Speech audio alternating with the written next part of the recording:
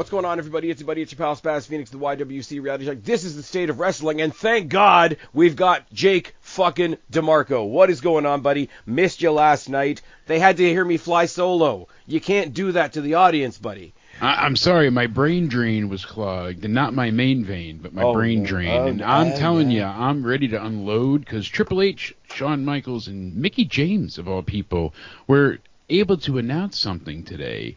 Yes. Something huge and gigantic. I didn't see the actual announcement. I saw people...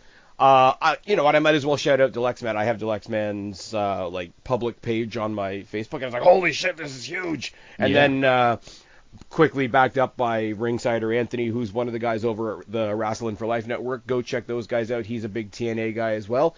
Huge news. That's not. It's big, but at the same time, not at all surprising.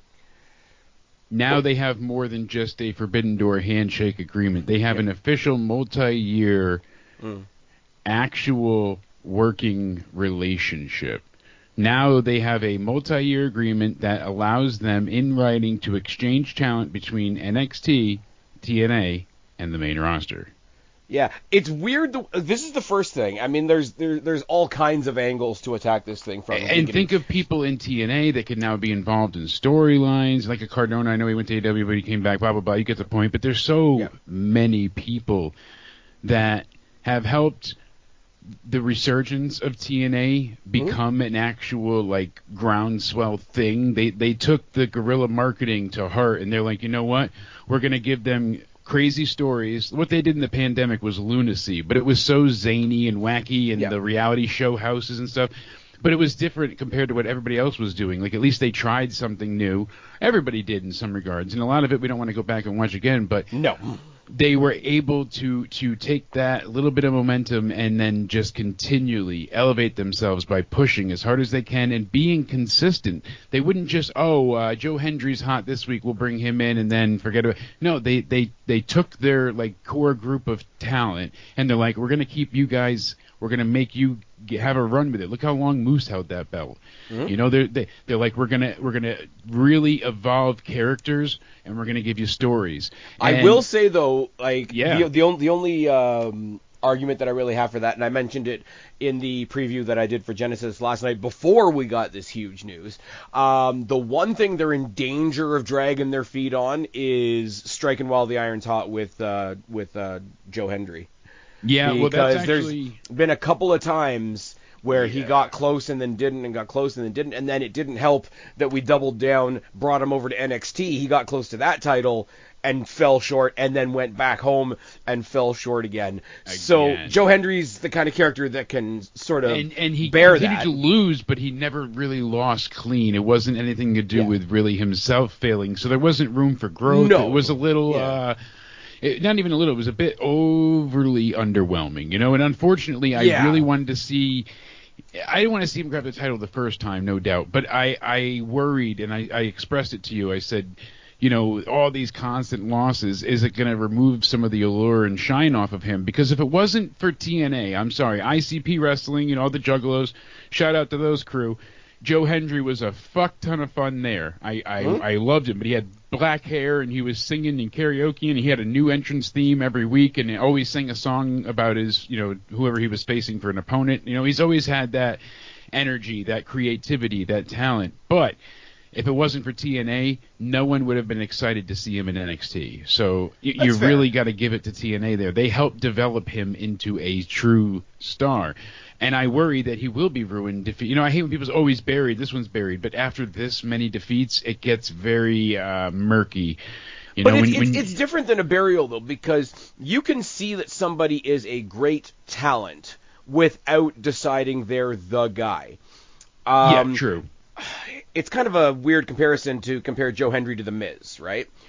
But Miz is a important cog in the mainstream, main roster WWE package, right? Probably one of the best examples you can muster up for anybody. Yeah. But I said he epitomizes I said it about Ziggler the other night when he was in WWE. He was part of the DNA of WWE, but you didn't really think they were going to give him a true shot at having a true, Dolph Ziggler was not going to be Roman Reigns.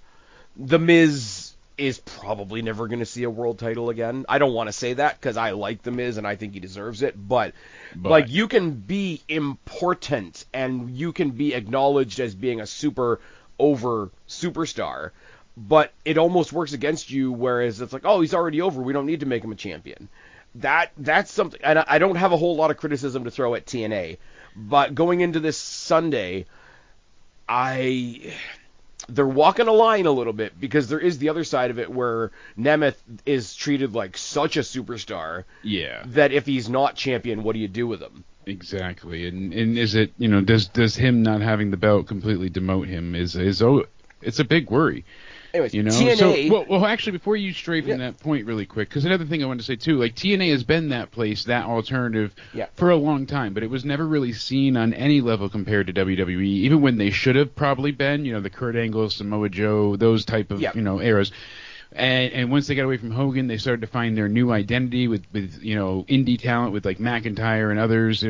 They certainly made a name for themselves, and they rebuilt their brand as Impact, and then reforming TNA. But you look at it, we always think of AEW as the alternative, and they are a alternative, but TNA really was doing something entirely different compared to WWE, and they were giving the talent a chance to be zany, wild, creepy, scary, whatever it was. They let them embrace their characters to the nth degree. Look at Naomi, Trinity. When she walked out with Miss, Skanks, had she not gone ahead and gone to TNA, I don't see her being rehired. Her proving again her worth, being able to be women's champ, I don't know that they would have gone calling to get her back, especially with her turning her back on them, had she not had more of a chance to prove herself. So TNA certainly I think she serves could have, useful, in the sense of the two of them leaving was a very publicized thing.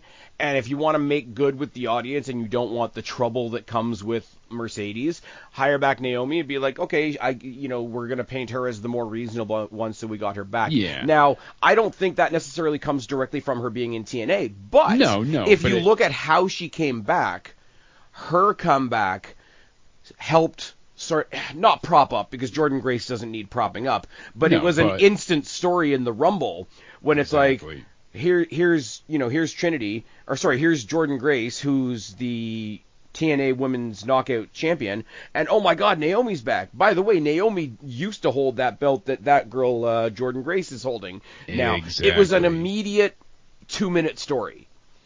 So I don't think Naomi has the same kind of. I think they would have brought Naomi back eventually. I have no doubt. It's just like Aleister Black that we talked about last week sometime. Like, I think right now, certain things feel like a done deal. I think there's a really, okay, this doesn't work for Naomi because I don't remember Naomi ever being in NXT. I think there's really a knack for Triple H wanting to get his NXT kids right on the main roster when Vince got them wrong.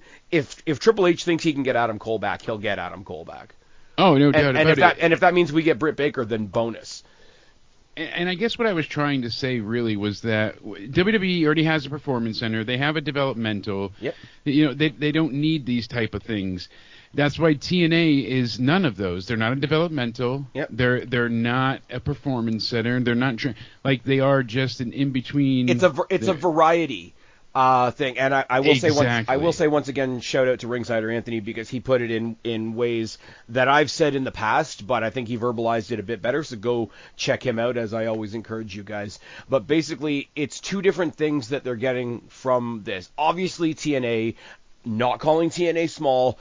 TNA is getting a big platform for exposure here, and that's not to say like, oh, WWE is going to go in and Big Brother them or whatever, but it just is what it is, right?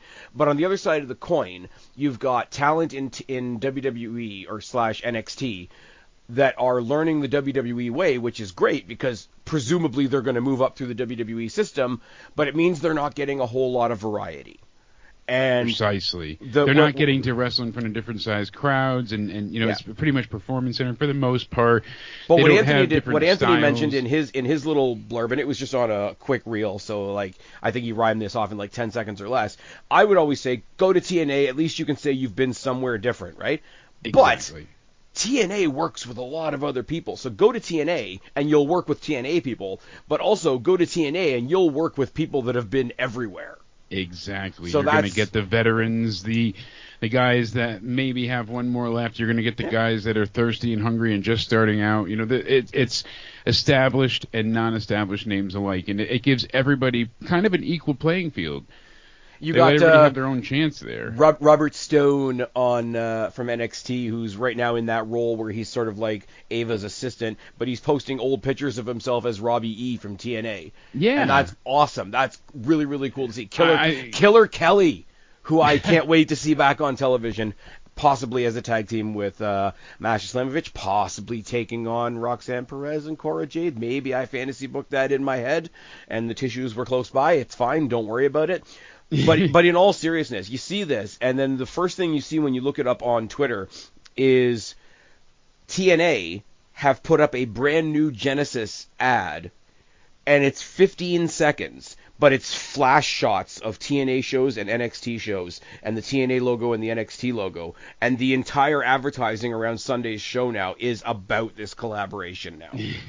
So do you see an invasion? I mean, this is one of those things where, like, an invasion might actually be fun. Something, my good man. You know it as well as I do. There has to be something brewing. I mean, the Cora Jade would stuff be great. I don't think it's going to be invasion, or at least not yet. I think that might come I think instead of an invasion, and I've said it forever, and if you look at that 15-second video that they put up on YouTube on the TNA website, so many people have done the, oh my God, we have to do NXT TNA multiverses matches. Oh my God, we have to do NXT TNA Worlds Collide and all those types of things. And everybody wants it. So you can do the invasion, and you could have, I always said you could have people on both sides that are happy to have more competition, and you can have people on both sides that are saying, why are you in our fucking clubhouse?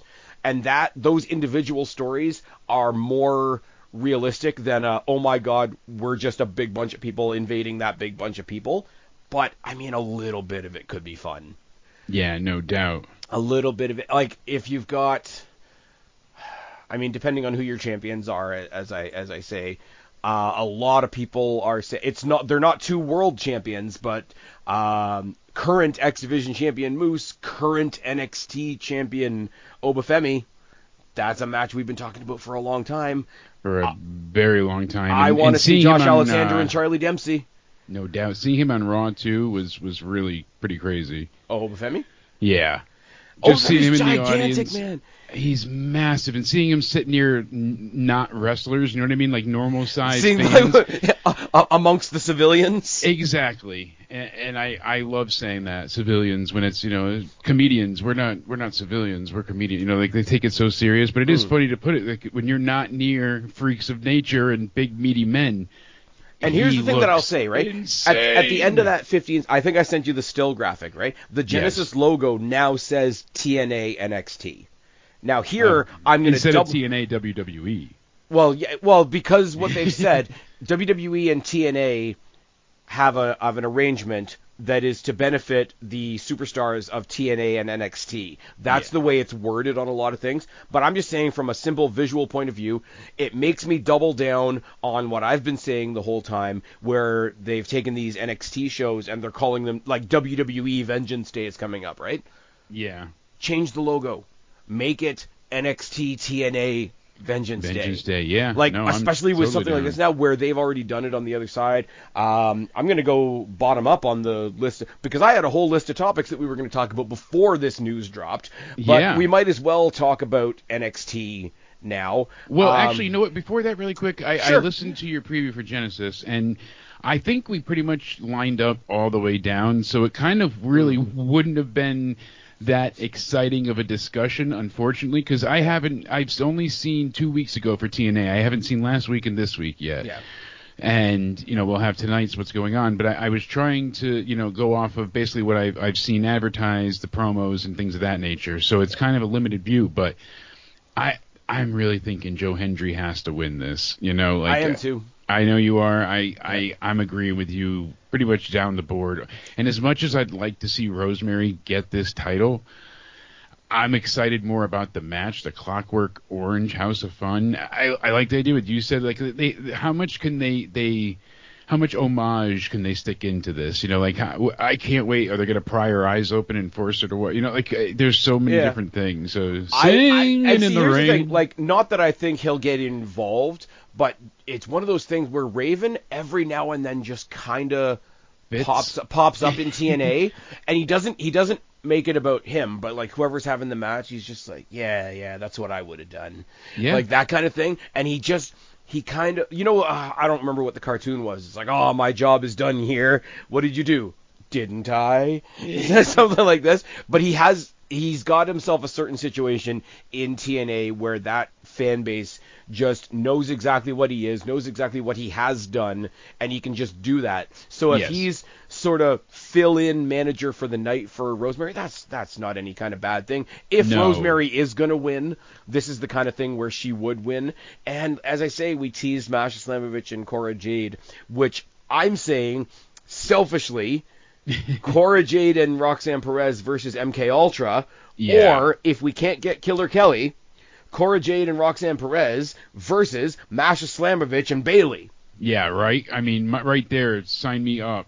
Like, this time yesterday, I would have said one of the cooler things to happen in this week was Bayley showing back up on NXT. But I will have to say something here. She got. And you know my love for NXT, right? Of course. I do have to nitpick something. And it happened, and we should say DIY was there. They've got their eyes on Fraxium. I'm sure there's going to be a crossover match there at some point. And there's that welcome back to NXT thing that happens every now and then. We had it with Becky when Becky had the short NXT title run. Yeah. And they all do the same. Oh, I remember back when I was here. It was her and Lyra, right? Yeah. Well, it was her. It was Lyra.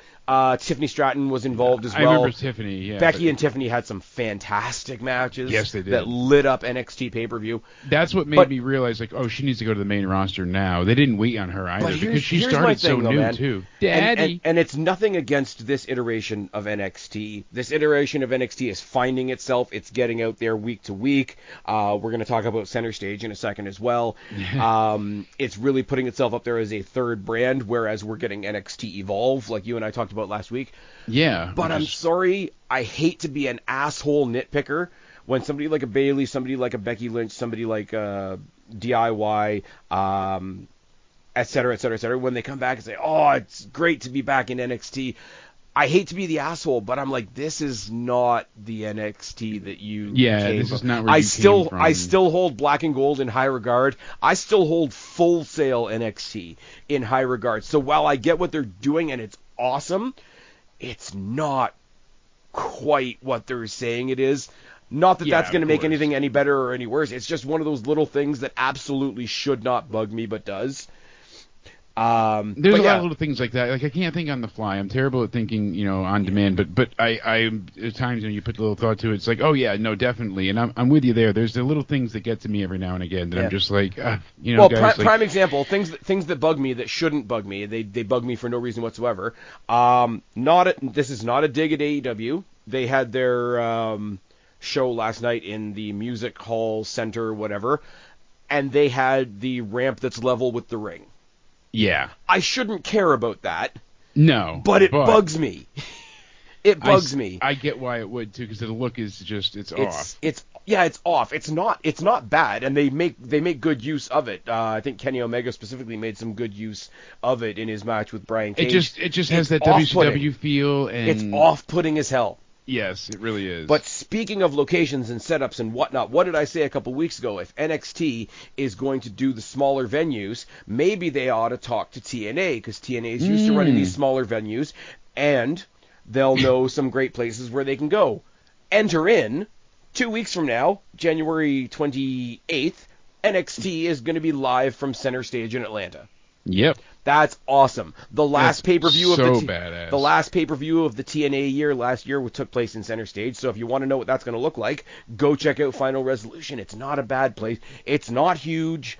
Whatever. That doesn't matter though. Look at how The Rock got to react with 12 or 1,500 people in that building at the Shrine. Like it was tiny, but it worked. It was great. Yeah, and here's the thing, right? I always have to say both sides of the coin here. I love the smaller venues. I love the weird venues. That place where they were in Lowell, where it looked like a building on the inside and all that kind of stuff. Awesome. doesn't mean I didn't wish their tickets were higher so that they could be in larger arenas. Exactly. I'm just saying, like, as a moving forward, I want the best for this brand because it's my favorite brand type of thing. You know, one of the I hate issues that they have to go to smaller venues, but they're finding cool venues to do it in the meantime. But here's my thought process on this, and kind of the bullshit too, is that WWE's in this precarious position where they're really bleeding the fans dry. They're trying to take all the money they can for seats, and I get it. They're very popular, you know, the whole resurgence, yeah, go nuts. But like I said as well, it ends up being risky because they're basically pricing themselves out of having, you know, their regular fan base be able to go, and then they're not able to do anything reliable with it, and it's unfortunate because the price for NXT is the same price, if not more at times, because it's a limited event than the main roster. So the diehard NXT fans are like, sure, of course I want to, you know, go along with this. That's great. But because it's intimate, it becomes more exclusive. Exactly. And here's the thing as well. Well, you want to talk about the ticket prices, and I'll put it to myself, right? Yeah. I am, and I'm not even doing the joke right now, right? I am looking very, very, very forward to going to Elimination Chamber at the Sky Dome. You're going to Chamber? I'm going to Chamber, yeah, buddy. Really? You didn't tell me that. They're putting the Chamber in the Dome right now. Right now, they've got about 26,000 seats sold for that arena, right? Crazy. Which is fantastic. 26,000 tickets for a non-Big Four pay-per-view is fantastic. But you know what's sticking in the back of my mind right now? The last time I was there was 68,297 people. Yeah. In that arena, and yes, I know the number because I'm that guy. Yes, but the tickets were also, you know, you can get a 4-pack of seats in that time. You know, 2019 up until when pandemic hit, 2020, I could go to Raw for myself, Danny, and 2 others was less than $100. I went to WrestleMania 18 and saw The Rock face Hulk Hogan in the Sky Dome, paying $100 for a $60 ticket. Exactly. I'm just going to tell you that's not what I paid for my Elimination Chamber. I'm not going to say it here in a public forum, but that is not what I paid for my Elimination Chamber. That's not even ticket. what you paid for SmackDown, bud. No. Like, and that's the sad part. So I saw the night at Lowell when they had the NXT up here the week before New Year's Evil. Oh, it was probably ridiculous. It was $389 for the back of the house, and I'm like, but why at that point? Like, you're not, you know, even if it's a small arena, yeah, you're going to see, but it's like, why charge that much? Because they can, yeah, I get it, but they could sell the larger arena. Like when they had the issue with Orton being the main event there against Javon, and they were like, oh, tickets aren't really selling. And it's also because they priced them so astronomically high. But you see what they did with the thing in St. Louis, right? Like they got the big arena. And then when the tickets didn't sell, they downsold. So why don't they? Because them doing weekly NXT shows is an experimental thing, and they do some, and then they do some in the PC, and then they go out again. They rotate. Because they're planning 3 or 4 or 5 weeks in advance at least, why don't they pick an arena in a city, look in that city for a smaller venue, try to sell the arena, and if it doesn't work, you bump it. Like, that kind of plan... I guess they don't want to keep having the bumps on their records, apparently, but... But that kind of plan, like, it can't be that hard to put the rubric of that together. Like, if I was going to say, I would love to see... Like, I've seen NXT shows at the Scotiabank, and I can only pull Toronto venues off the top of my head, obviously. But, I mean... They tried to sell Heatwave the day after Money in the Bank, and it was like half a building, which is fine. It was still a lot of fun, and the show was great. But no doubt. And it's not even that far away. I'll tell you that for free, right? But basically, if they had moved it to the Rico, which is where WWE does their house shows, where AEW did their first Dynamite and all that kind of thing, those people just would have spread around, and it would have filled it out. Here's the thing. If they hadn't, like, I don't want to say this, if they hadn't sold 26,000 seats to the Sky Dome, the Sky Dome and the Scotiabank Arena are attached to each other, practically. Exactly. Like they're linked by a transit building. They're not, you don't walk out of one and into the other, but you can walk from one building to the other without going outside. Gotta love the skywalks. But, well, here's the problem, though. Maybe because they're connected or something, but, like, let's say they were going to play Uncasville, the Mohegan Sun Arena, and that's less than 10, and then they were going to do TD Garden, you know, if it was in Hartford kind of idea. Just go along with it. I've been in TD Garden. Yeah, so let's say, you know, that was, like, the Hartford Civic Center held 50,000, Uncasville holds 10. The problem is you still have to reserve both or just the, you know what I mean? Like, so you're paying non-refundable registration for that date at the arena. So they lost money. But that's a deal you make with your city. And no doubt. I'm saying I'm sure there's logistics, but it's just not feasible to always be like, oh, we didn't sell enough, let's go smaller. Like that ends up costing you more in that event. So I get does, that's but I mean, why they don't want to do it. You look across the way to other companies and you see what ignoring that undersell looks like. I will say, exactly. we take a lot of pot shots at AEW. There was things to take pot shots at last night even. I'll give Tony a little bit of credit. He's actually looked at what's going on in his company, and he's going to smaller places. I'm sure they'd like to be in bigger places. I would love NXT. I would love NXT to be in bigger places. I wish I was bigger. That being said, if they have to downsize a Monday Night Raw to something like the 2300 Arena, that's a problem. And that's when they were whipping out the tarps. Yeah, that's when they were pulling out the tarps, or that's when they then, take out the water coolers. 2017, you could get tickets at the Hartford Civic Center back then, for the XL Center now, whatever it's been. I always still call it the old way, but it was like 2 for $49, and then you got 2 kids for free. So basically a 4-pack for $50. When it got a little bit more, going a couple years later, it was like a 4-pack for $100. Now, like you said, you can't even walk into the arena with $200 at times. Yeah. But you know what? Out of everything to complain about right now, and not to give AEW shit, I'm pissed at WWE. Yeah. And I know it's on your list at some point, but I'm jumping the gun here because I didn't get to hear your perspective yet on the women's Intercontinental debut / title and assignment. Hey, look who won! It's not Dakota Kai. So I was a bit upset that Lyra won. Not a bad choice, but the way they handled the presentation and the fact that it wasn't the main event did bother me. That bothered me excessively. I will say yes. I will say yes for that because I was hinging my defense because I defended them pulling it off the Netflix debut show because I thought it was going to get the main event spot the next night. It was rumored. It was rumored, and I thought that made sense. Stupidly confirmed, yeah. Now, here's the thing.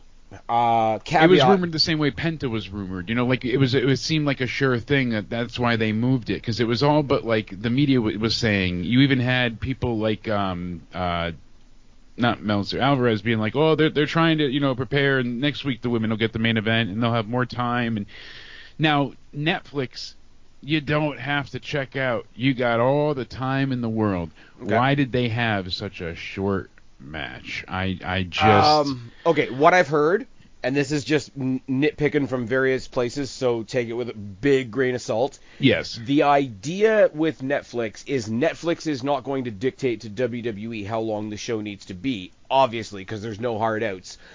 Internally, WWE still has an idea of how long they want each show to be. They know when they want a 2-hour show. They know when they want a 3-hour show.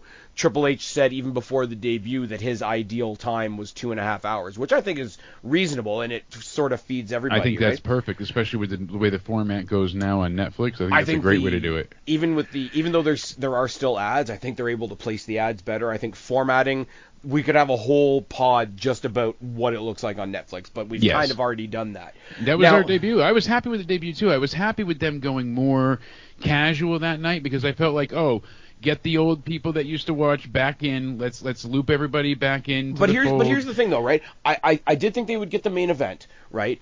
I still stick to the fact that if this had happened on the debut show, the importance of a new championship and a new champion would have still been a little bit buried under the, oh my God, look at Netflix is new.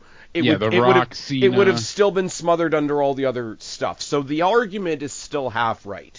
Yes. The match being shortened because internally WWE still knows how long the show needs to be, that's fine. Something was going to lose. No, I know, and then I heard that Penta took up more time with his promo and all that.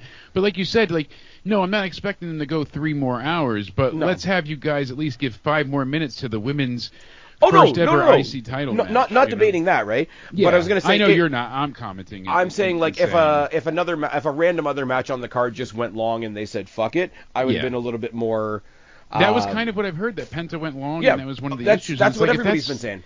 And that's ridiculous, though, because you're going from Netflix, you have a time frame that you guys want to hit, but it's not mandatory, and then now you're saying, like, oh, well, we went too long. Well, which is it?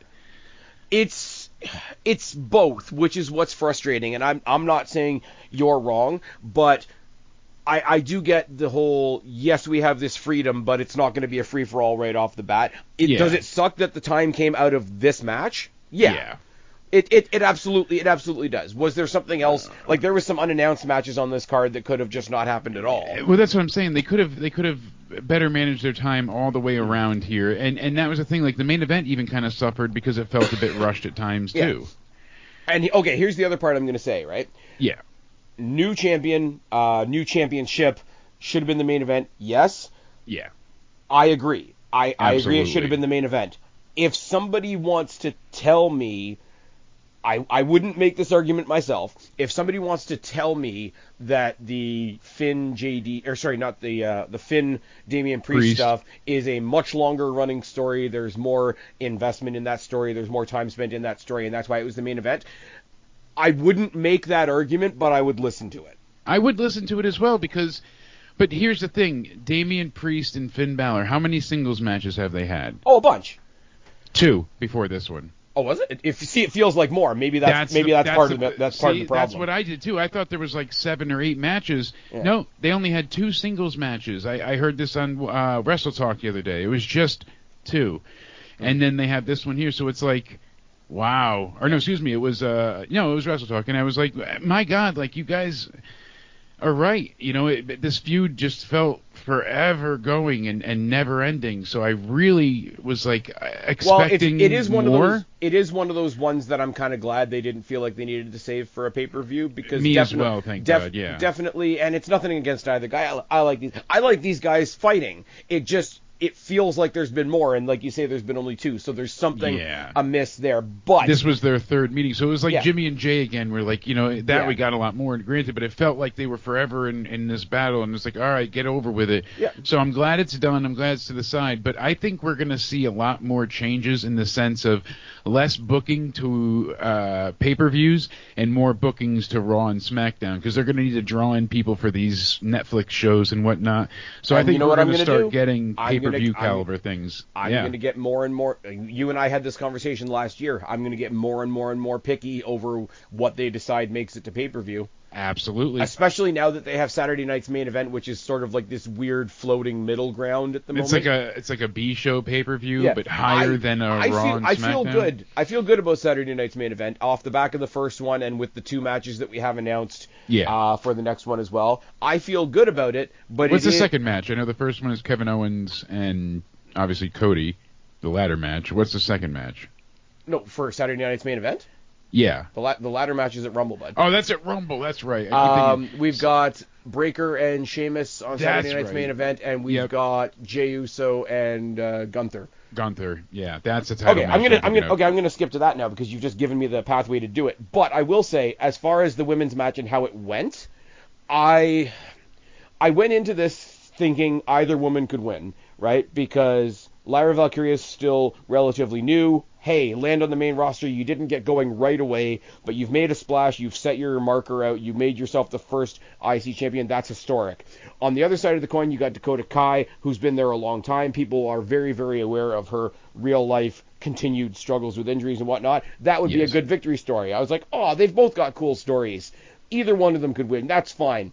And as soon as Lyra won, and I was disappointed, I was like, I really wanted Dakota to win that. I was trying to be really unbiased and super positive there, but I'm kind of disappointed now, which sucks because Lyra's awesome as well. Yeah, see, I sold Lyra out. I really didn't feel like she was going to win this because I felt like she kind of already had her moment to get ingratiated with the fans and like, be in their eyes with her and everything she did with Becky and the NXT stuff and coming up. and she's had like some of that presentation when she first arrived. Yeah, but the rumor, have you heard and it is only a rumor because WWE still has the 3 relevant horsewomen. Yes. Have you heard that this WrestleMania is going to be a very passing of the torch WrestleMania in the sense of we're getting Becky, Charlotte, and Tiffany. Yeah.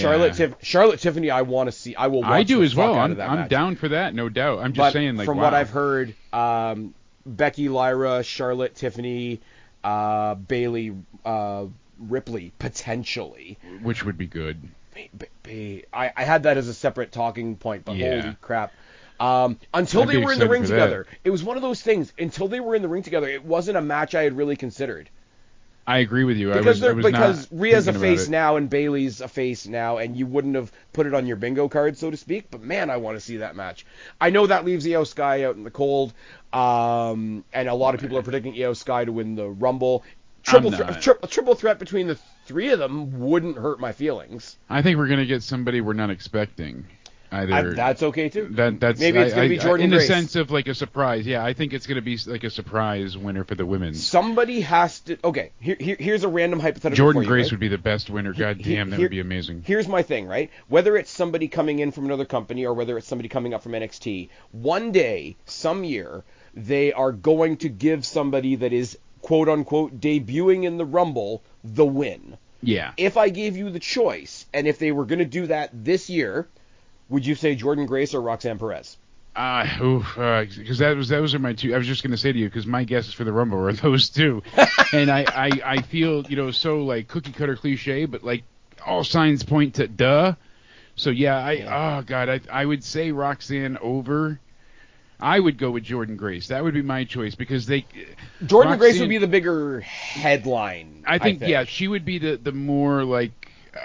Not the bigger name, but the bigger like oh my god moment of the 2. Oh my god, she just made the jump from TNA and she went into the Rumble and she won she's main eventing WrestleMania. As where Roxanne, it's like oh she moved up to the main roster, that's incredible, and she won the Rumble. Roxanne Perez is one of those like if you only watch WWE, you know that she's been awesome in NXT forever. Her call up to the main roster has been overdue forever. For a long time now, yeah. But the one thing I will say though, she was rehabbing the division when there wasn't really a division. Yeah, so well, she helped cultivate a division out of people who had the enthusiasm and not necessarily the reps or the chance. Absolutely. That's the nicest way I can put that. Mm-hmm. Like, look at somebody like Lash Legend, who when she first debuted was kind of a joke, and I say that respectfully and I say that lovingly. Like, look at. I never thought Sol Ruca was a joke though. I didn't either, but that was the conversation online. People were like, "Oh, just another gymnast surfer. This is ridiculous." Like she leaned into the surfer thing, but that was like, okay, you over gimmicked. You didn't underperform in the ring. Absolutely, people still nitpick for that. Lash Legend,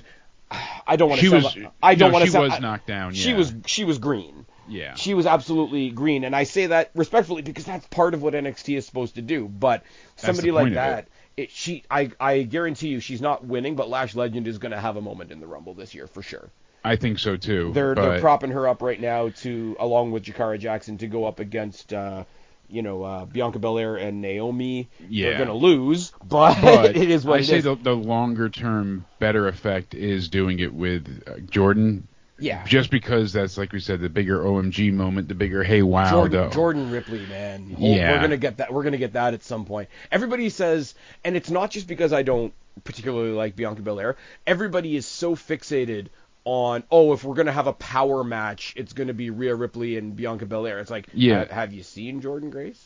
Exactly. Have you seen Jordan Grace? Anyway. And you know what kind of kills me too is that, and this is a very, very silly nitpick to have, but one of the shitty things about the way Rhea worked with Liv Morgan is she did sell a lot for Liv, and it didn't ruin her by any means, of course not, but it did kind of diminish a little bit of the power of Rhea. Like realistically, she should have destroyed Liv.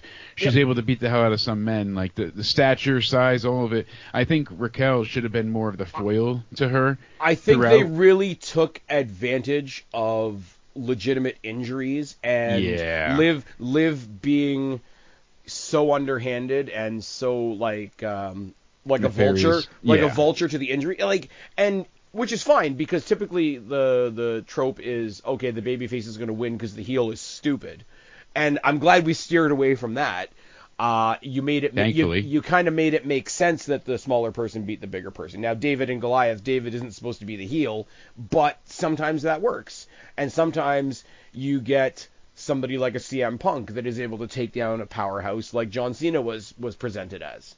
Yeah, I'm not comparing Liv Morgan to CM Punk. Don't get me wrong, but you don't want to get shot now. But do you? it's a nice comparison to have. The last thing I want to say about the IC Championship match, I was bummed that Dakota Kai didn't win. Nothing against Lyra Valkyria, but no doubt. With all the conversation around Dakota Kai and around, oh my God, is she injury prone? Oh, what's she gonna hurt this time and all that bullshit, and the fact that she's kind of been buried within a faction for a long time.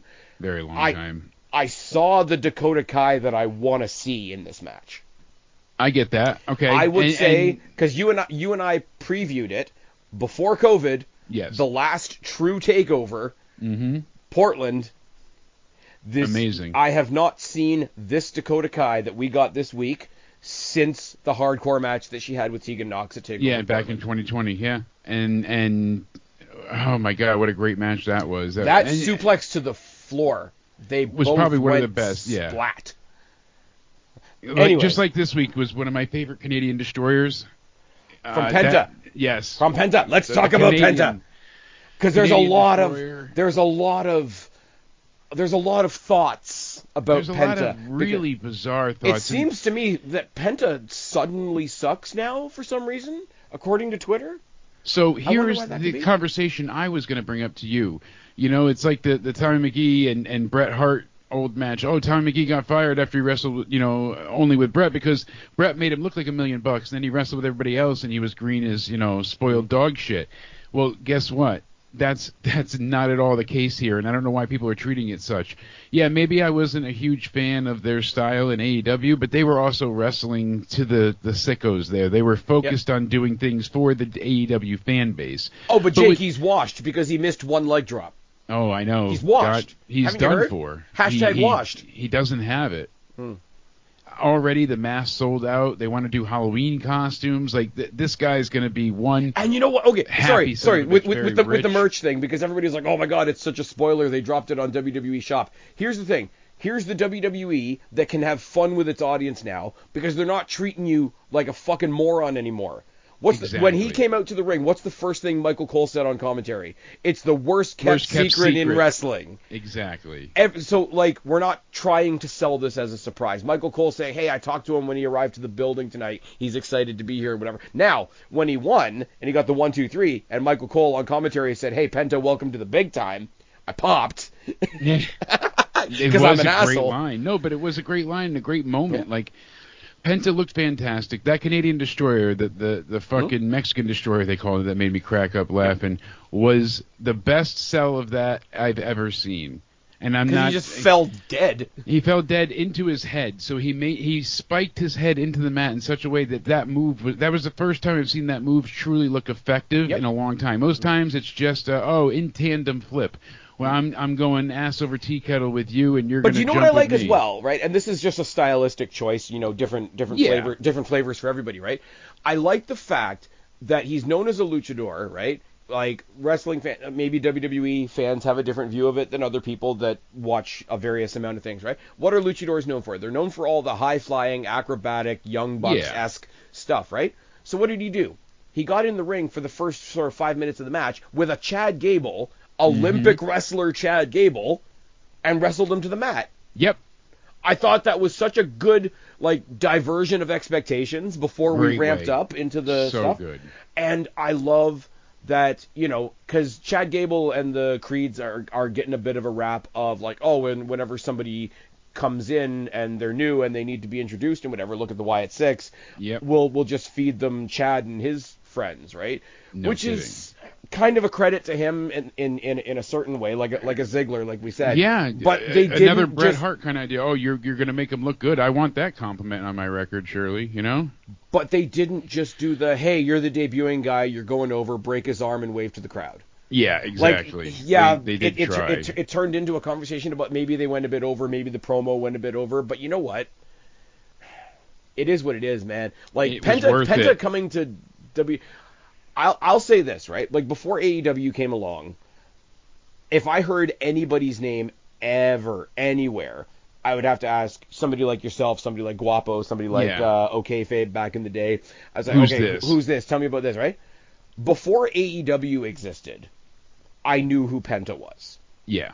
Before AEW existed, I knew who CM Punk, Bryan Danielson, those type of people were, right? So I become the litmus test because I'm pretty generic WWE fan, and there's nothing wrong with that, by the way.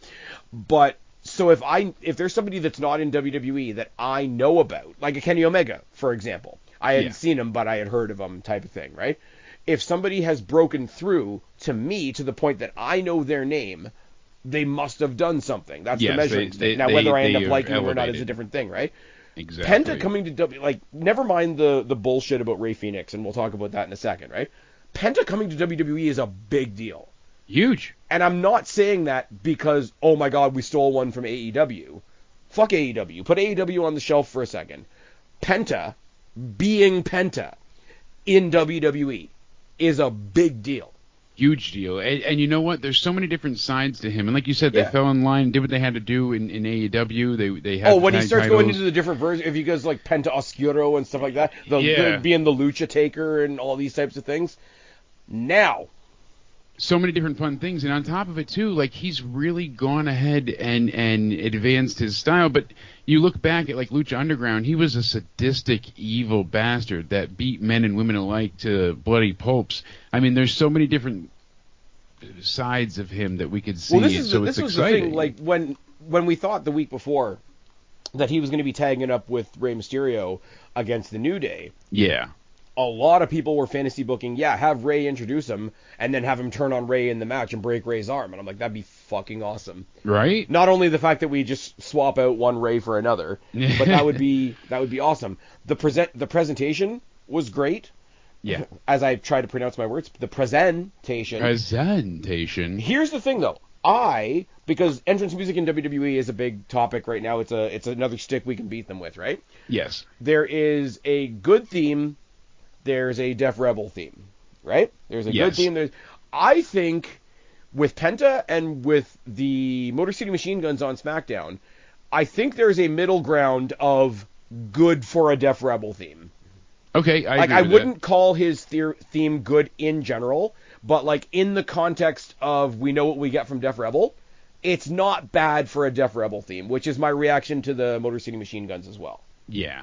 So it's totally all right. And they didn't change his presentation. They didn't change his name. Everybody was saying, oh, WWE, they're just going to call him Luchador 01 or something like that. It's like, you're still chasing the ghost of Vince. Yeah, you're like, still... fuck off with that. Like, it's so weak at this point. And I'm sorry, I know I do this a lot.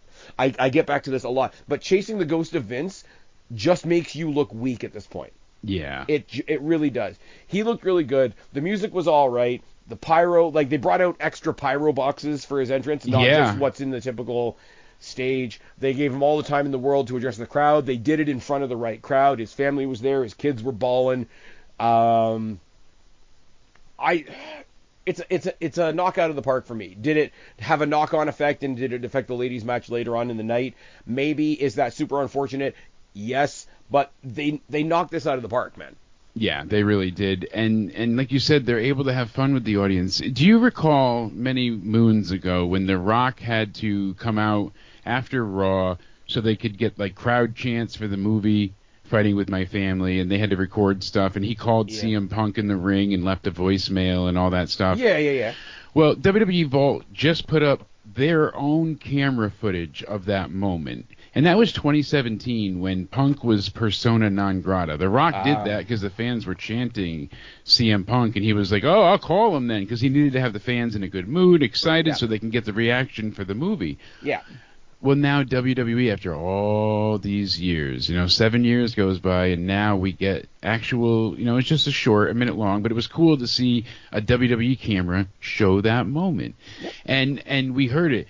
Oh, Colby, he's now known as Seth Rollins. We heard it on the way, he trained at his school, and Punk, tried to train him. He didn't have enough money, blah, blah, blah. And they talk about they pulled back the curtain. Everybody knows that just like when you go watch a movie, you know that, Tom Cruise is not really Mission Impossible. Well, guess what? Everybody here is not who they say they are. They're acting, but we're along for the ride. Yep. And it's also taking away from the fake wrestling's predetermined storyline, and people are just going along with it in the sense of like, hey, I can watch this like I can watch any TV show. I think people are starting to come around to it again. Instead of being like, that stuff's stupid, why do you like wrestling? I think people are finding different things to enjoy within it now. Yeah. The amount of people, and I'm not a shill, WWE and Netflix do not pay me. The amount of people that have come up to me either in messages here and there or like at work or whatever, that are seeing wrestling pop up on their Netflix, and you're like, yeah, so what's this? So and you want a little peel yeah. back the curtain from me? So I was in therapy earlier, and my therapist says to me, I thought of you last week. I said, oh yeah, why is that? And he goes, well, I was on Netflix, and I ended up watching wrestling. I was like, oh really? It was like, yeah, I turned on Raw for the first time in like 20 years, it feels like, and I watched the whole match. There was a Samoan guy with a red necklace thing lay on, and I was like, oh, Solo Sikoa. I said, you watched a Tribal Combat? And he's like, yeah, The Rock was there, and it was like, oh yeah. He's like, I gotta start watching this again. Like, he is the literal, returning viewer. Nice. They got him. And just to hear that perspective while he's, locking me up for being crazy was awesome. Like, I could not enjoy that moment more. I'll tell you something, man. People that have been listening to this channel for a long, long, long time will remember my good buddy Bird and I, for a very brief period of time, did a Walking Dead review type show thing. I think we did it for maybe a season and a half, and then it kind of went away. He's not a wrestling fan in the slightest. No. But he was checking out something on there. He must have caught up to a Royal Rumble or whatever, and he just wanted to double check with me, like, what are the exact rules of the Royal Rumble? Because I saw somebody roll out, and they were hanging out outside for a bit, and then they went back inside. Doesn't that mean they're eliminated? And I'm like, we got you. We got you because you're mentioning it, and we got you even more because you're asking about it. Yeah, we got you. It. We got you. Hook, line, and sinker. It's good, but yeah. Isn't that breaking the rules? Like, we got you. Well, because then I had to do the whole. It's not just getting tossed. Remember when in the old days, when a women's battle royal was just toss them out, however, yeah, and then they made it like the guys. Yep. But it's like, no, it's not just throwing somebody out of the ring. They have to go out of the ring, over the top rope, in the view of the referee, and have their feet touch the ground. Mm-hmm. What else? And then, you, as the wrestling fan that's been watching wrestling for a long time, you got to kind of throw out there, anything else you want to ask me? Exactly. You got to do one of those. So shout out to Bird, who's 100% not listening to this. But yeah, shout out to the old days when we were doing walking stuff and dead things. That's a deep cut for old Spaz Phoenix podcast fans out there. Yeah. And NXT this week doing some great numbers again, proving that it wasn't just The Rock. Yeah, it's not gonna be Rock numbers, but no, but. It's just continual, and it's like, I gotta pull those up now. It's almost like The Rock is a draw. Oh, who would have thought? So, we also have new viewership numbers for the January 7th show, too. You know what I did do one time, though? You know what I did one time, though? I got out a pad of paper when I was really bored one day, and I drew a stick figure of Jack Perry. Do you know why? Because neither one of us can draw. Hey! So they added the updated numbers. So NXT averaged 798,000 viewers last week, they're saying, with the 900 number there, 957. Yeah. Because I guess some of it was news, but when you average in the replay and all that stuff. But they're back, I think it said 779,000 viewers, for this week. So you can't beat that at all. They're doing very well, and it seems like it's just improving consistently. People are like, oh, it's down from the 957. Well, actually, it was counting the news of the LA fires as well. Yeah. So the real number last week is closer to 868. Okay. All right, pause. Obviously, we have to take a minute. Everybody dealing with the LA fires, everybody in California and surrounding areas and whatnot. I don't care whether you're a millionaire or whether you have $1 in your pocket. I hope everybody's doing okay. And those No doubt. those well wishes do not come with unless you're a celebrity because we don't like rich people. Yeah, Fuck no. all that noise. Yeah. Everybody down there, and I mean I'm saying down there because I'm up here. Yes. Across the but pond, on the other side of me. Everybody that's dealing with all that shit, thoughts continue to be with you guys. I hope if you're listening to this that we're able to give you a distraction for an hour or so. Hope things get back to where they need to be for you guys. I know that's going to be a long haul, but And I hope you can we're thinking fight about for you. fire insurance, God damn it. Jesus, that kills me. And Hearing all those people that found out suddenly after their home burns down, oh, we let go of your fire insurance last summer. Sorry, I forgot to tell you. and DEI fire persons that don't want to carry you out of buildings. I didn't want to go the political route. Anyways, I hope everybody's doing okay. Throw it down in the comment section below if you want. Hey, tell me I'm a dick if you want. If it makes you feel, if it puts a smile on your face, you can get in the comment section and you can tell me I'm a dick. It's fantastic. But, almost 800,000 for NXT this week, and AEW drew 679. And people are see, this is what I wanted to point out to you. So they had I had it in front of me before. I'm sorry. Usually I'm better prepared, but they had the numbers of last week, and I was like, oh, it was 500, like 18,000. Then it was like 570, and now it's up a little bit at the what did I just say? The 679. Yeah. So it was 615 the week before, and the week before that was in the 500,000 range. So not great. And people are like, oh, see, they're going up, they're back. It's because Kenny Omega's a draw, maybe you could say, with the evidence here. Duh. But Gee, do you think people tuned in to see Kenny Omega? And that's coming from me. I used to not be able to stand Kenny Omega. I've come around on the guy. But, if you're going to tell me that little bump isn't because of Kenny Omega and the potential of Kenny Omega and Will Ospreay being a tag team or maybe fighting each other, you're lying to yourself. Exactly. You're lying to yourself. Kenny's a draw. I know he's a draw. And here's the thing, never denied him we've being never a draw. said AEW doesn't have stars. There's people that we both like in that company. It's just it's the not a company talent sucks. problem. It's not a. Some of them. No, but I'm saying they have talent. It's a sense of they just can't. It's a story problem. They can't book to save themselves at this point. And you look back to the things that worked I'm and tired, didn't work in the beginning. and I'm old, and I'm hurt, and I work with fucking children.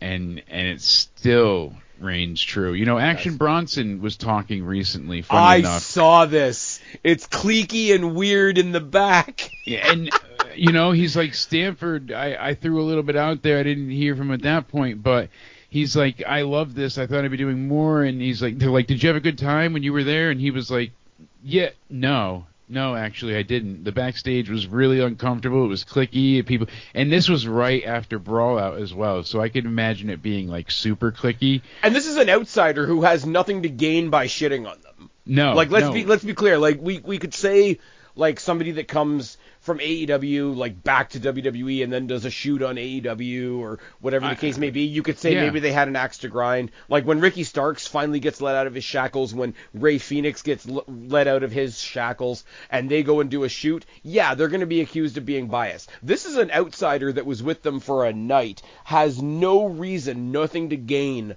by shitting on them. It's no, it's weird back there, man. I'd rather And he brought not. them a good amount of publicity too, because he helped them sell tickets locally for there. And he went ahead and his YouTube segments had big draw numbers. When Action Bronson had, do you think they did anything for him? Of course not. And he said that openly. He said, I thought I was going to be able to still work with them and do things. He did great in the ring. No, but I'm saying what he did do for them. Do you think it did anything for him and his? Oh no. Whatever you want to say, his brand. I hate talking like that. Yeah, no. I get what you're saying. Yeah, no. He got no benefit from it. I feel like no. Oh, well, you were on TV. No, he was on Rampage too. It wasn't like he was on Dynamite. And he was on Rampage bringing them viewers. Exactly. But Danny and I were there for this. He killed it. And as far as effervescentness and his ability to electrify, he came out rapping. The crowd went fucking nuts. And the next time you buy tickets, it's going to be to his show, not to Rampage. Right. Because Rampage doesn't exist anymore. That's when we had the stupid. We had the 2.0 gimmick going on with Matt Menard and Parker there. Yeah. Angelo Parker. And it's all right, they're going to be beat up. But he really did a great job. Bronson made Hook look less green, too. And for him to be oh, no, it was a shitty experience as far as everything not in the ring. That's disappointing to hear. You know, it really it's sad. But the sad thing is, it's not surprising. Like, okay, I'm gonna go backwards and use an example that I've used quite a bit. Right, when Jordan Grace showed up in the Rumble, right? It was a surprise. Yes. It was a surprise, and it was like, oh my God, somebody from TNA is here, right? To the point of just this week, Masha Slamovich is in the crowd, and you're like, Masha Slamovich is in the crowd. It's become normalized. Now we know that this deal is happening. Yeah. But like something awesome like that has become normalized, right? So the reverse has happened as well. Oh, somebody went to AEW and had a bad backstage experience. Oh, that's a headline. But is it a headline anymore? Because nobody's surprised. Really. Now it's normalized. Now it's. And I'm sorry, I'm being repetitive, but I have to double down on, this is not somebody from a rival company. This is not somebody that's just been fired. This is somebody that was a guest for a night.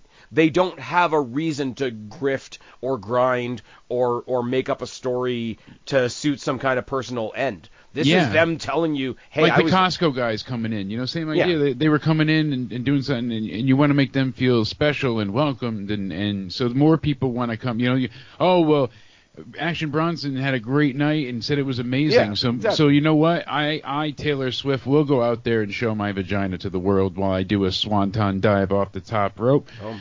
You know, like, and she's not even attractive to me. She looks like a reverse pigeon, but I still like this. Yeah, but I'd still like to see her do a swanton. You know. Never thought I would talk about Taylor Swift on this show. I'm going to say this, right? Uh-oh. No. This is not an uh-oh, right? Uh-oh.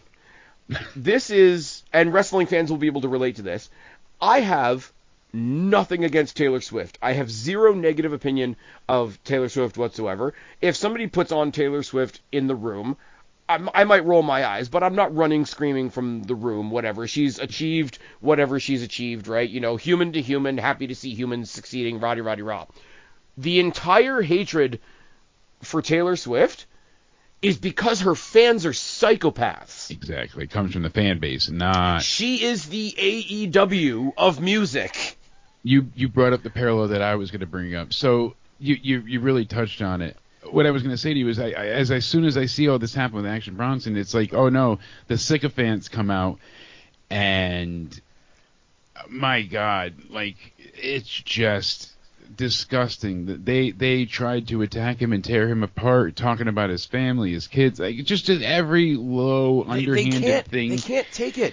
And they can't take any criticism. I'm sorry, AEW is the left. And I don't want to have that kind of conversation here. I really don't. But like, well, we don't actually lose. There must be some chicanery afoot. No, somebody totally unbiased came into your backstage area and told you guys you were cliquey and weird. Didn't attack you, didn't insult you, just gave their honest opinion. And now you're public enemy number one. And you want them to die and suffer and fucking, you know what I mean? Like, come on, really? It's just. It goes back to the Penta conversation, and I'm sorry to loop it all back again. No. But like, yeah, Penta immediately sucks because he went to WWE. Tell me you're biased without telling me you're biased. Friggin' no kidding. People like, obviously Ray Phoenix was given Penta his props for the debut. Who's another one? Thunder Rosa. Yeah. Was doing some just happy to see my coworker succeed, or words to that effect, right? And a couple of other people, and I'm sure there are other people that are like, oh, I missed the chance to work with him or whatever, with like legitimate disappointments in that way. Because if you're in AEW, you would have loved to work with Penta, but hey, come to the warm pool. The water's warm. Exactly. I fucked up the metaphor, but it's fine. But Dave Meltzer, I'm not a big Dave Meltzer guy, right? I don't follow Dave Meltzer. I hear what other people tell me Dave Meltzer has said, and it makes me happy that I don't listen to Dave Meltzer. The guys and girls in AEW shouldn't be congratulating Penta. That's bad for business. Yeah, I fuck talk about off. Tribalism at its finest here, huh? Like, we know you're on the payroll, but Jesus fucking Christ. You really want to perpetuate, everyone not being able to like each other. And he's the one talking about, oh, the fans this, the fans that. The fan base is so toxic, but he's the one that promotes and enforces congratulate tribalism. Your friend. Yeah. Your working comrade, even just as a coworker, just to say to somebody, how is that a bad look? Just like Ricky Starks was told after the fact, even though he got permission to go to the Rumble and Mania, Oh, being there is a bad look. We all know how I feel about Sasha. It is what it is, right? But when Naomi was in TNA, Sasha, Bayley, third person I'm not thinking of right now, were at TNA congratulating her, having a good time, whatever. When Sasha went over to AEW, Bayley was there, and was there too, Naomi was there, whatever, and they're all having each other's backs. Now, I don't have to like all of them to be like, no, that's how it should be. Ray Phoenix, on the one hand, is probably going to say, hey, I'm glad you're there. You're keeping a seat nice and warm for me. So that's a pretty unique perspective. But, like, what the hell bad impact does Thunder Rosa congratulating Penta on his Raw debut have on anything? Yeah, no doubt about it. Like, come on. That's the stuff that just, it breaks my mind. It's like, why are you going and attempting to cause such a divide and, just overall hatred to be spewed for what? What are you gaining here? Meanwhile, I'm sorry to say it. I'm sorry to go back to the figurehead, but meanwhile, you have CM Punk who's come back from AEW to WWE. He gets some promo time or whatever after the Raw debut. Shouts out his other friend with I don't know what injury. Shouts out Chris Bay, who's a TNA guy, who's dealing with a broken neck and whatever, because they're real people and this is real shit. Yeah, exactly. Like, I don't want to say that Punk is the example because that'll piss off the AEW fans, but Jesus Christ, when Punk's out there being the example, I'm going to say that he's the example. Exactly. And you know what's going to make this even worse? And this is the last topic I'm going to bring up because time is ticking away a little bit on me. But the last topic, because if we're not being tribal enough already, WWE and AEW are going face to face. Not once, not twice. Not once, but twice. No, it's twice. I fucked that up as well. No, thrice. You know why? Why? Yeah, because we're going to celebrate on Dynamite Day too. God damn it. We'll be the third show. I'm just trying to save you. No. But you know what? There'll be another Tuesday Night War. Exactly. But we got Saturday night's main event. No. That's the second one. Oh, that's the second. Oh, yeah, Grand Slam, Australia, and Vengeance Day are both on February 15th. Now, here's where Tony Khan needs to get his advertising in place, right?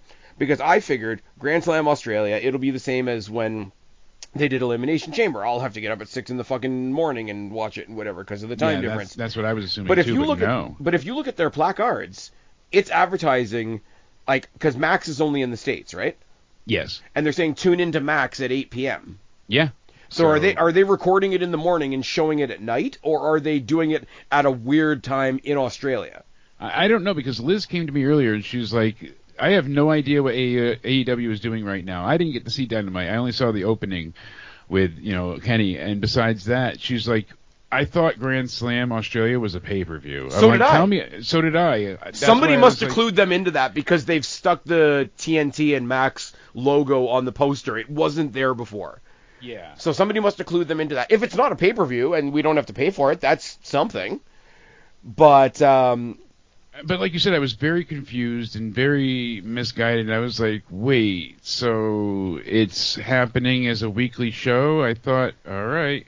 Well, I guess it's going to be that week's... I guess it would be that week's Collision, right?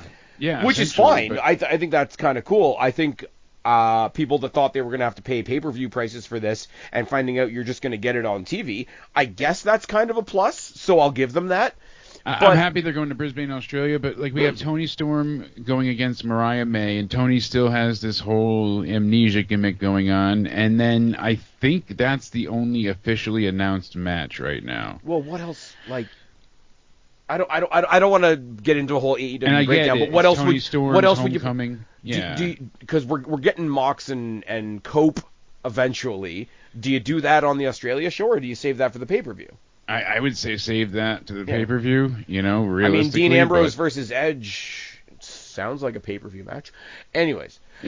No, but you're totally right. And the thing with Grand Slam, like, usually it's well-built, it's exciting, it's something to look forward to. Last year's was a bit of a miss. Now this, it's like, and you think that, but I'm saying, like, it's already a special, like, I can't say anything because NXT does the same thing. But it's a elevated episode is what I call it when it's an NXT thing. So I guess I'll use that. That's a great way to call it. So Grand Slam's an elevated was great. Yeah, and plus they're using the elevated episodes as an excuse to go to other venues, which is awesome. But not even just that, they used it as a tool to elevate everything, because they made it say, like, not every week do we have this, and that, once a month or once every other month. No doubt and new about champions. That. But it feels like every week AEW had, last week it was Maximum Carnage, and the week before that it was Miracle on 34th Dick, and like it just keeps, every week is something. So how are you supposed to feel like it's a special thing, episode? Though, right? Out of all the elevated things that AEW does, Grand Slam actually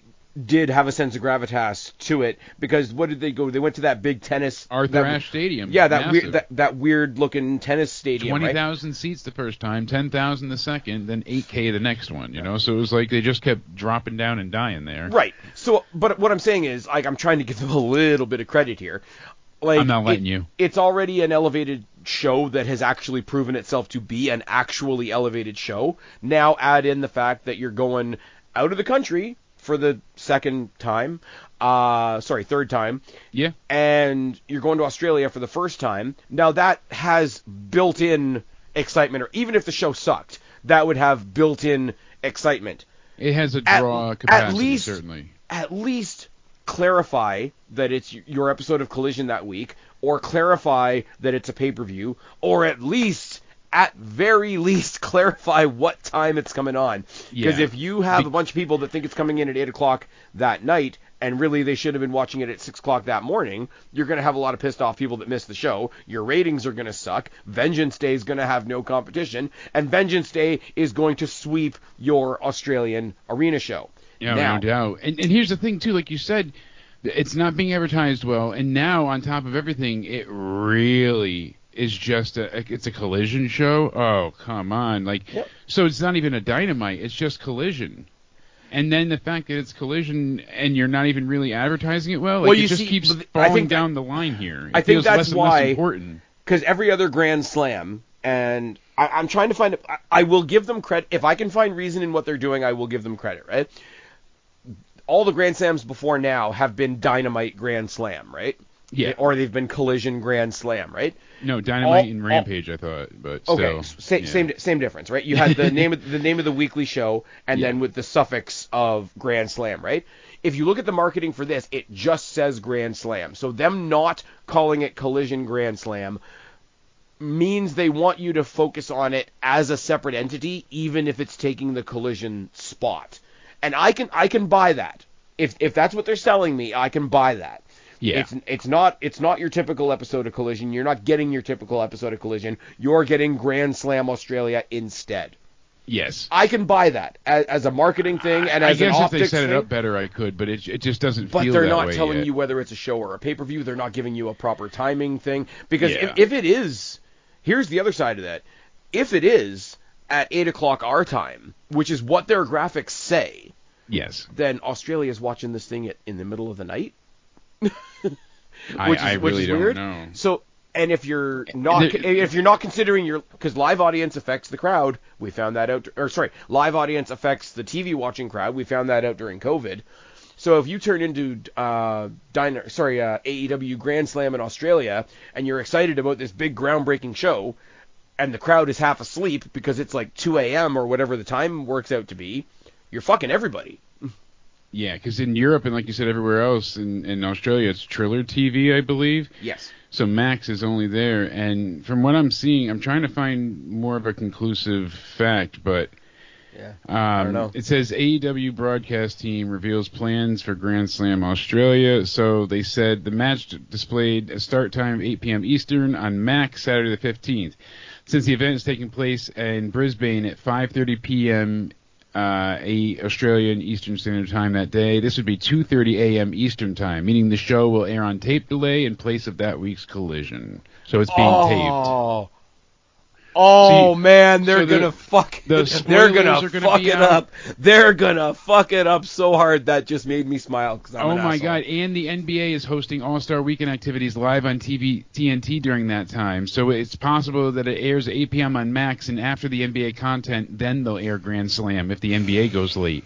So they might even be bumped out for the NBA on TNT. Like, you know what I mean? Like, so. Okay, so we're doing the Saturday Night War, right? Grand Slam Australia on a tape-delayed replay versus NXT Vengeance Day, which is probably going to be NXT TNA Vengeance Day, let's be real for a second, on February 15th. Now, the funnier... I've been to goddamn Grand Slam. Like, I wanted to support it. I wanted to like it. I'm serious. Like, as much as shit I was giving AEW tonight, I was like, oh, the only thing they have announced is the Tony Storm and Mariah May match. How are you even expecting to sell tickets? And it's 3 weeks away. Like, what are you doing? Apparently, they can do a rematch between Hobbs and Mox. Oh wait, Hobbs doesn't have a leg anymore, even though he's in that fucked up 12-man tag on Saturday. My God. Let's not talk about that. Now, I heard about it, but so Collision will be taped, and it will be a tape delay. That is brutal.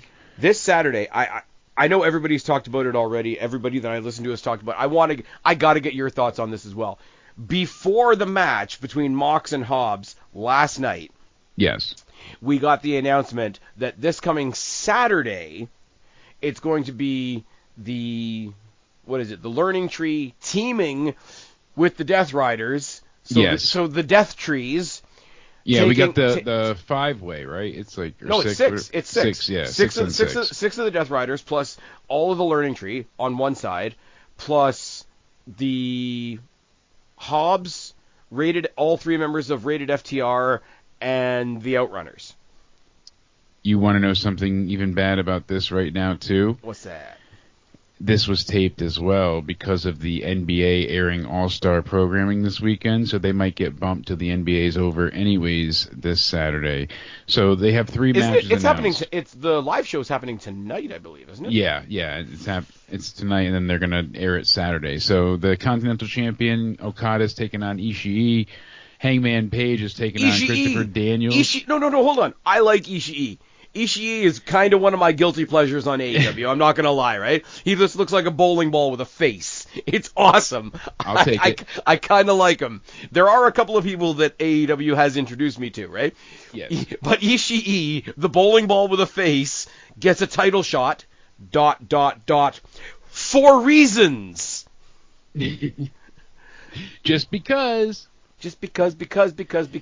Well, they're having because of the Texas shitty things TK does. Why is Hangman and Daniels having a Texas death match? Why? I don't know. And then, like you said, the 6-man tag, Rated FTR, Hobbs, who, like you said, has no leg, and then the Outrunners. The Outrunners have basically been turned into a joke at this point. They were a joke to begin with, but now they were in on the joke. Now it's just it's run its course. It's old now. You know what How it many is? times are we going to see the Here's handshake? the thing, and I'll criticize WWE when I need to, right? We have. What they've done with the Outrunners, they fandangoed them. Fandango was a cool thing all on its own, and then WWE decided, let's make it a thing, and then it wasn't fun anymore. That's it. Pretty much, yeah. And That's then, it. They've fandangoed the Outrunners. You know who I'd rather see than the Outrunners? Hank and Tank. Absolutely. Hank and Tank are awesome. Okay. They are incredible. What I want is... there you go. We're not watching TNA right now, which means we're not finding out if PCO and Sami Callihan are getting added to the Hardys versus the Rascals. Don't tell me if you've seen results, because I don't want to know. I have not seen any results yet. So if we're gonna add people to this match, right? As soon as it's more than 2 teams, it becomes no DQ, because a triple threat is no DQ, a fatal 4-way is no DQ, right? So if we're going to do the Hardys, the Rascals, throw in PCO and Sami Callihan, throw in Hank and Tank. Yeah, I'm down. Absolutely. We could do an entire pod on who do we think from NXT is going to show up at Genesis on Sunday, but I don't think we have the time to do it. Now, here's the thing. Grand Slam versus Vengeance Day. That's fun enough, right? Yes. How fun. If we're going to do a Saturday Night War, I should say, how funny would it be if more people watched Saturday night's main event than All In Texas? Right. Especially for All This is not the one that's most immediately coming up, obviously. We don't know what's going to be on this card. I'm kind of starting to get the feeling... It seems like it's going to be Kenny Omega versus Okada for All In. That's kind of what they're teasing. But is that enough to destroy Saturday Night's Main Event? I mean, the most recent Saturday Night's Main Event, what did they say, got how many, 30 million or something crazy like that? Because it was something nuts. I know it's not that much, but something crazy because NBC hadn't had it in ages, and it brought this big swell back. I was like, see, that's awesome. That's what you need. One thing I'm going to say about Saturday Night's Main Event, and I don't mind this being a thing, but I don't actually know if it's a thing. The first Saturday Night's Main Event was predominantly like SmackDown leaning. Yeah. This one so far, with only 2 matches announced so far, the one that we have coming up before the Rumble, only has 2 matches, and they're both Raw matches. So, would you keep Saturday Night's Main Event fresh if you got one that leans more SmackDown, and then 3 months later you have another one, but this one leans more Raw?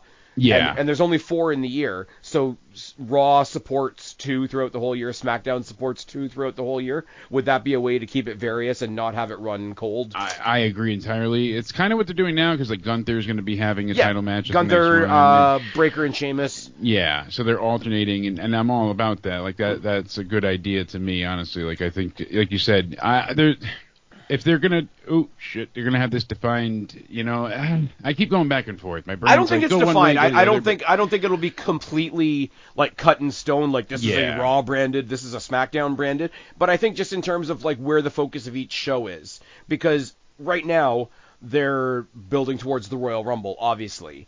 Yes. But so now you've got Raw. The Rumble being later also makes a big deal out of things too. So, but if you've got Raw that's building show stories for Saturday Night's Main Event and the Rumble, SmackDown can focus on just the Rumble. And then if the next time it comes around, SmackDown is sort of looking in 2 directions, and Raw can focus on whatever the next proper pay-per-view is.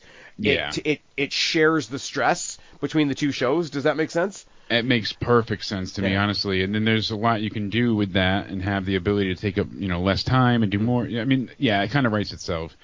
And with hearing that SmackDown is going to go back to 2 hours eventually because they're not getting extra money from USA for the 3rd hour, so I can totally see why they don't want to keep with that. And, I mean, you're writing so much more, you're dealing with so much more. Of course you don't want to deal with that if you don't need the extra hour. But SmackDown's also had 2/3 of the Raw roster. They did this one time with something on NXT where it was on TV and then part of it was on the WWE network.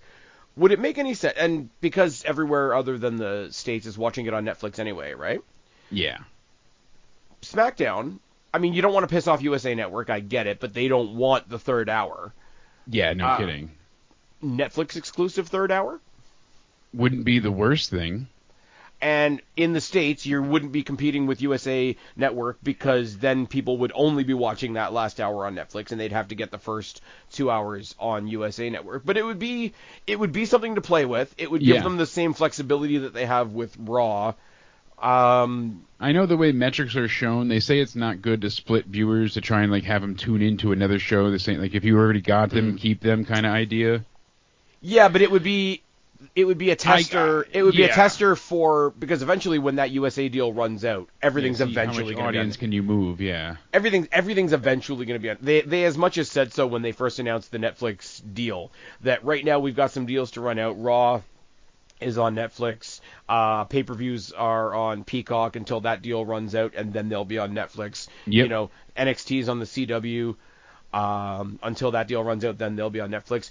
I wanted to say, because I brought this up a while ago, but then I saw somebody coming across social media today saying the same thing that I was saying a while ago that I think I've changed my mind on. The idea that if they're going to partner with TNA, they should sort of take TNA under their wing and bring them into the Netflix world. I understand that thought because it's a thought that I had a while ago, but TNA has TNA Plus right now, and it works, and it's servicing its audience all over anyway. So why fuck with that? Why have them shut it down to go here just because WWE's here? Because what they're doing is great. Use the reach that they have on Netflix if they're going to be co-promoting each other. Like I said, this past week on NXT, they did a full promotion for Genesis. Genesis is now promoting itself as having NXT talent on there. Why don't you use your reach on Netflix to say, hey, we're working with these guys. They've also got a platform. You guys should go check it out. I don't know whether Netflix would bring them on board, first of all, which is kind of shitty to say. But second of all, if you can't get them on the same platform, cross-promote, cross-platform each other. You're not taking anything away from Netflix because Netflix doesn't have any TNA deals anyway. You're not wrong. Help each other out. And like I say, they got TNA Plus off the ground. I've got it. I think it's a good deal. It is what it is. We're going to be watching Genesis on Sunday. Should say, as we wrap up, we will not be doing a post-show for Genesis unless something absolutely bombastic happens. But we will be back on Jake's channel, Jake Countdown Ended DeMarco, on YouTube for Saturday night's main event and the Royal Rumble. Lots of stuff Absolutely. to talk And about. a couple little things before then, too. Yep. You and I will be doing some predictions and whatnot, and we'll have some live fun with the fans, so definitely check it out. You can go ahead and find both of us on Twitter as well over on X. Yeah, why don't you tell them where to find you, seeing as I just told them where to find you. Yeah, basically everything Spaz said. YouTube, Countdown Ended, Jake DeMarco, same on Twitter. You can go ahead and find us there. Like you said, we'll be live after Saturday night's main event. We'll be live after the Royal Rumble, of course, and many other nights throughout. We're going to get a schedule out eventually, make some things known, trying to mess around with shorts and stuff, too. I hate to it'll be break fun. it to you guys, but I will not be live with Jake after the Elimination Chamber, mostly because I'll be on a bus. And I probably won't have maybe a voice. I'll still be live by the time he gets back, and he can kind of squawk out a little bit of, hey, what did I get? But I'll send you a video that you can use in your feed to advertise the stream or something. I don't know. And you guys know where to find me, or you wouldn't be here. I've been Spaz. Welcome back, Jake DeMarco, making me sound better than I did last night. Subscribe up there, talk down there, start a conversation. Keep all these conversations going. Don't be a stranger. We'll talk to each and every last one of you later. But for right now, me and Super Sexy Jake tagging out. Bye, guys.